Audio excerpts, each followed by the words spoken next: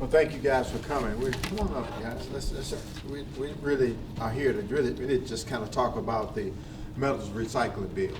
We believe that this is going to be huge for not just the metro Atlanta area, but our state. We actually started talking about auto thefts. We were losing cars, and we had to try to figure out what was going on. Quite frankly, we knew that there were three things that was taking place, according to the intelligence that we were receiving. That people were taking vehicles and they were crushing them, and then secondly, they were taking vehicles and they were leaving our state and out of the country, and then they were breaking them apart and selling the parts. But as we got into that, we realized there were a number of things that was taking place inside the city and the state that created a problem for us that we needed help. We pulled together a task force group of folk to try to deal with the recycling challenges. And I'm going to have Alice Johnson to talk about those various different partners that was with us when we started this endeavor. I want to thank the legislative body and as well as the governor for signing this bill. It's going to benefit us in that it will allow us to have a statewide database that require us, the various different the recyclers, to report. They will have to take pictures of everything that they take in.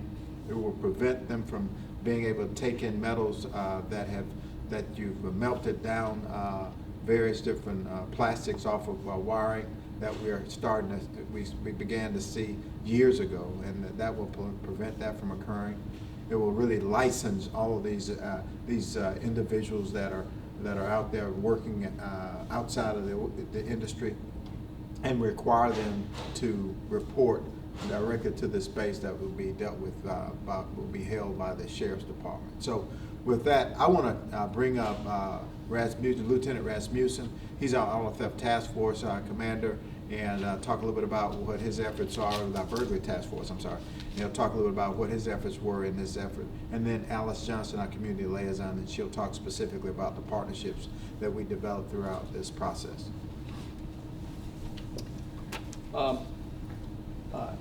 The law itself is fantastic, we believe, and the application of such is going to have a great impact economically that's not even seen. Because oftentimes, the AT&T wire that they're taking and burning in remote areas, and they're taking, so it's very hard to catch some of these guys, and they burn them. They can't accept that anymore. There's an incentive to commit crimes that's being taken away by this legislation. Before, you could take away lines, air conditioners, whether you're self-insured or whether you're insured by someone else. That cost is going to be passed on. If they take the coils from an air conditioner, it's a couple $100, $300, depending on the size. But it could be up to $15,000 in repairs, new repairs. The economic consequence to the state and is fantastic, because now there's no incentives anymore to take it illegally.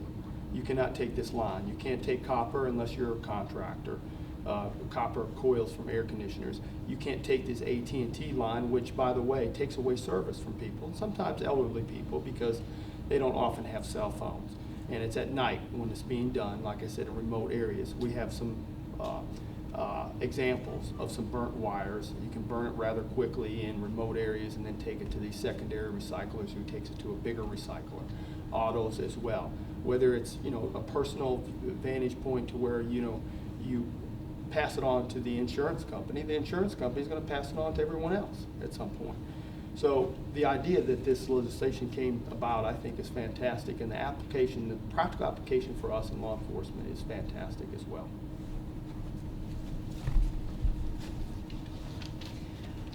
The legislative initiative that resulted in this legislation was a long process and required the assistance of a whole host of folks.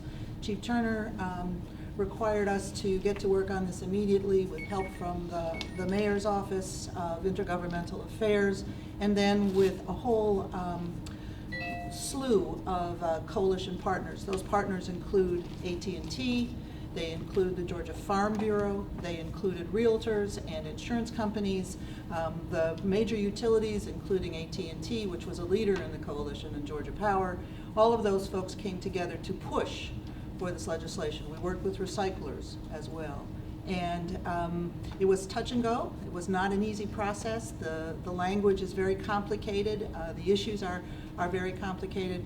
But in the end, on the last day of the General Assembly session, on sine die, we were actually able to get this legislation passed.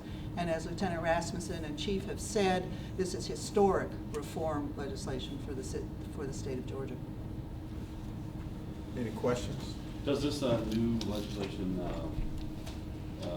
require, is there any additional enforcement or punishment that goes along with it?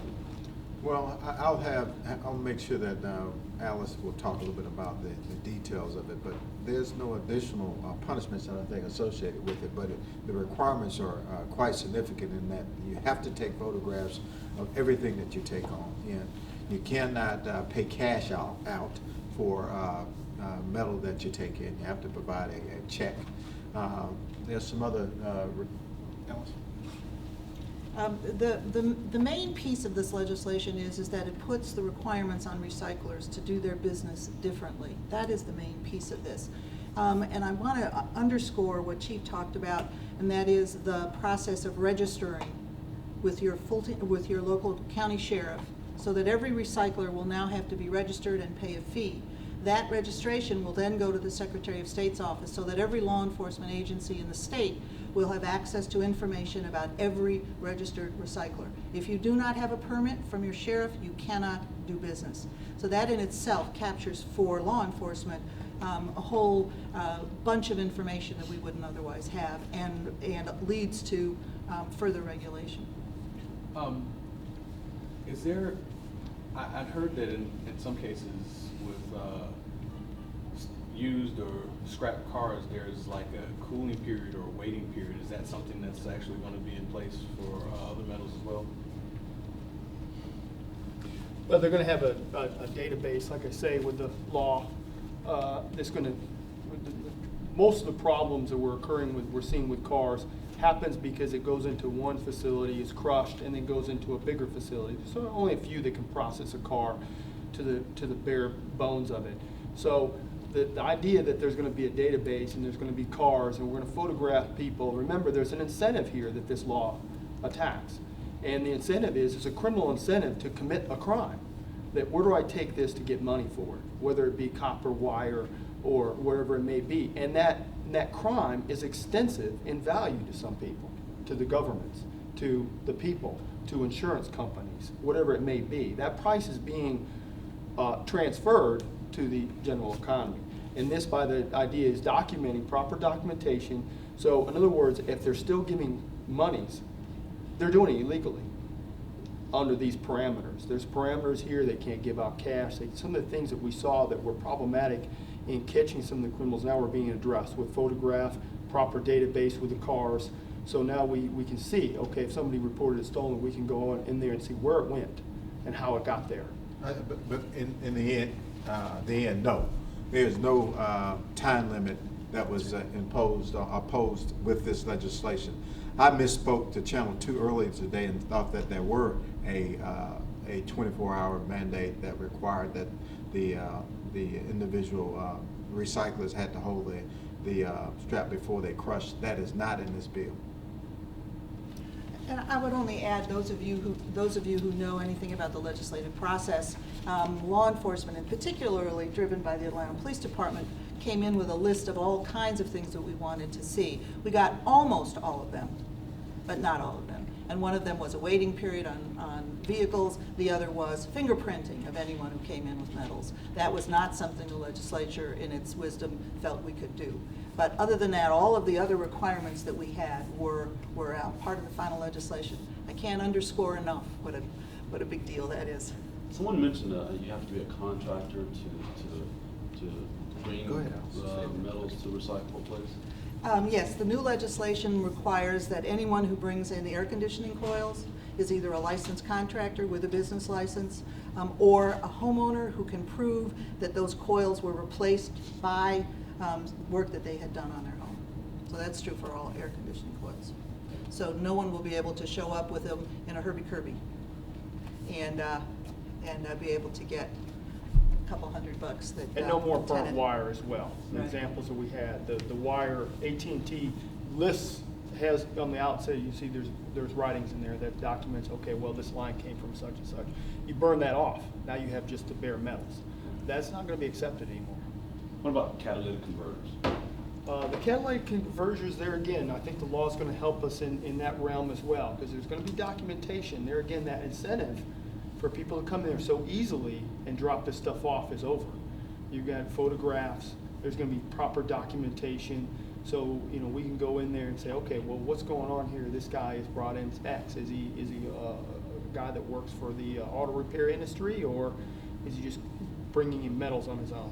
But no, there's nothing that will prevent, you don't have to be a licensed mechanic to provide those catalytic converters, no.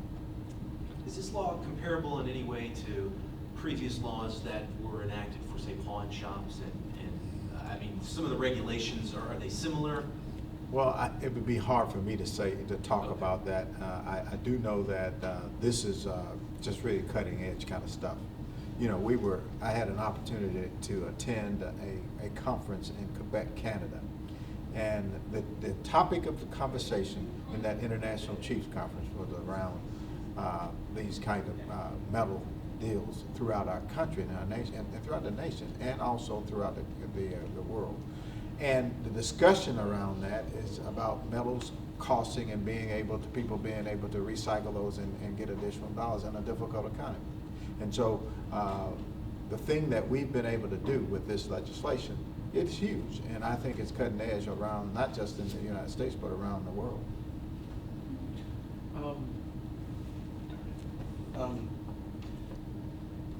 Sorry, this one.